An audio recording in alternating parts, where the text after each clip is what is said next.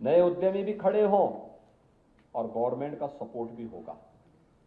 आज हमने यही सब कार्य यहां प्रारंभ किया है और मैं आप सबसे भी अपील करूंगा, प्रधानमंत्री जी जिस बात के लिए सभी भारतीयों से बार बार कहते हैं, वह इस बात को लेकर कहते हैं कि भाई अगर कोई आपके यहाँ जन्मदिन है, कोई मांगलिक कार्यक्रम है या किसी मित्र से मिलने के लिए जा रहे हैं, कोई पर्व और त्योहार के समय कोई गिफ्ट दे रहे हैं,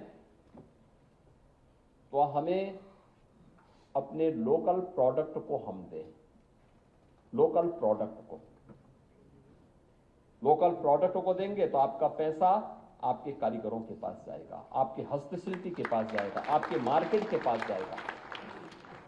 वे समृद्ध होंगे तो देश समृद्ध होगा, वह आत्मनिर्भर होंगे तो देश आत्मनिर्भर होगा।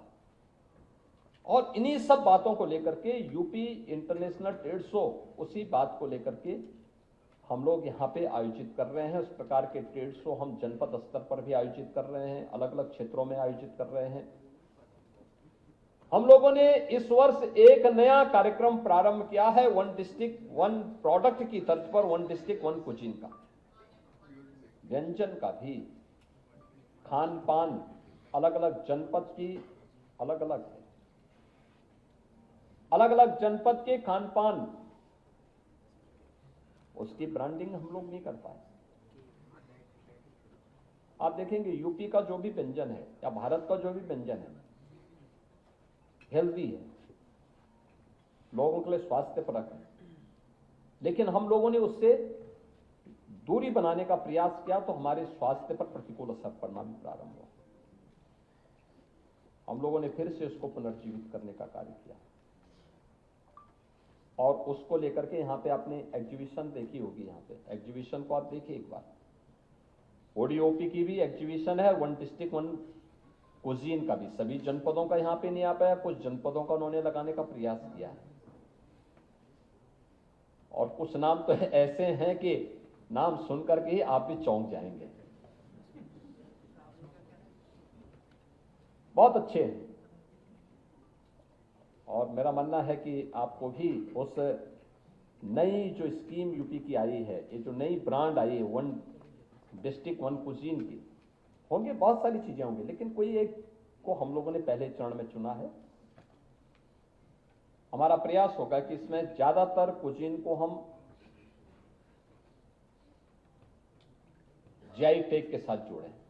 जैसे हम लोगों ने देश के अंदर जब वन डिस्ट्रिक्ट वन प्रोडक्ट की स्कीम लागू की थी, बहुत कम सिंगल डिजिट में हमारे पास उस समय इसका जीआई टैग था और आज मुझे बताते हुए प्रसन्नता है कि पूरे देश के अंदर सबसे ज्यादा जीआई टैग आज हमारे पास हैं, यूपी के पास हैं। और हमने और भी आवेदन किए हुए हैं, हर जिले के अंदर कुछ ना कुछ है। ये अपने आप में उसकी ब्रांडिंग है, यानी दुनिया के अंदर ग्लोबल मार्केट के लिए आपका प्रोडक्ट आज उन मानकों को पूरा करता है जीआई टैग मिलने के बाद, और हम उसको उस दिशा में आगे बढ़ाने का कार्य कर रहे हैं। मेरा पूरा विश्वास है कि एमएसएमई के अवसर पर हम आत्मनिर्भर भारत के माध्यम से प्रधानमंत्री जी के विकसित भारत की संकल्पना को पूरा करने की दिशा में आगे बढ़ सकते हैं। और हम मानते हैं विकसित भारत होगा तब जब हर राज्य, हर जनपद, हर नगर, हर कस्बा, हर गांव और हर नागरिक अपनी जिम्मेदारियों का निर्वहन करेगा। व्यक्ति आत्मनिर्भर होगा तो परिवार आत्मनिर्भर होगा, परिवार आत्मनिर्भर होंगे तो हमारा गांव या हमारा कस्बा आत्मनिर्भर होगा। ये सभी इकाइयां आत्मनिर्भर होंगी तो हमारा जनपद आत्मनिर्भर होगा, हमारा जनपद आत्मनिर्भर होगा तो हमारा प्रदेश भी आत्मनिर्भर बनेगा, और ये आत्मनिर्भर बनेगा तो भारत भी आत्मनिर्भर बनेगा। अलग अलग सेक्टर में आज उस आत्मनिर्भरता के लक्ष्य को प्राप्त करने की दिशा में तेजी के साथ प्रयास प्रारंभ हुए हैं। उसी का परिणाम है यूपी, जिस यूपी को बीमारू कहते थे, बीमारू राज्य, और यूपी आज पिछले 6 वर्ष से लगातार भारत के अंदर रेवेन्यू सरप्लस स्टेट के रूप में काम कर रहा है। हमने पिछले 9 वर्ष के अंदर यूपी की अर्थव्यवस्था को 3 गुना बढ़ाया है, प्रति व्यक्ति आय को 3 गुना बढ़ाने में सफलता प्राप्त की है। और मेरा मानना है कि जिस स्पीड के साथ यूपी ने अपनी गति को आगे बढ़ाया है, प्रत्येक सेक्टर में,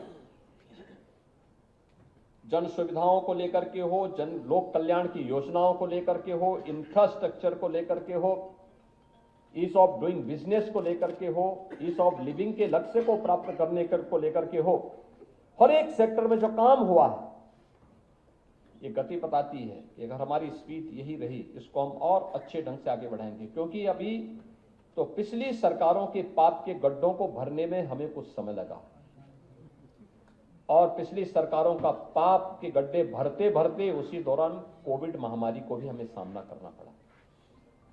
तो कोविड महामारी का सामना करने के बाद अब हमें अपनी गति को प्रगति में बदलने की दिशा में एक नए कदम आगे बढ़ाने हैं।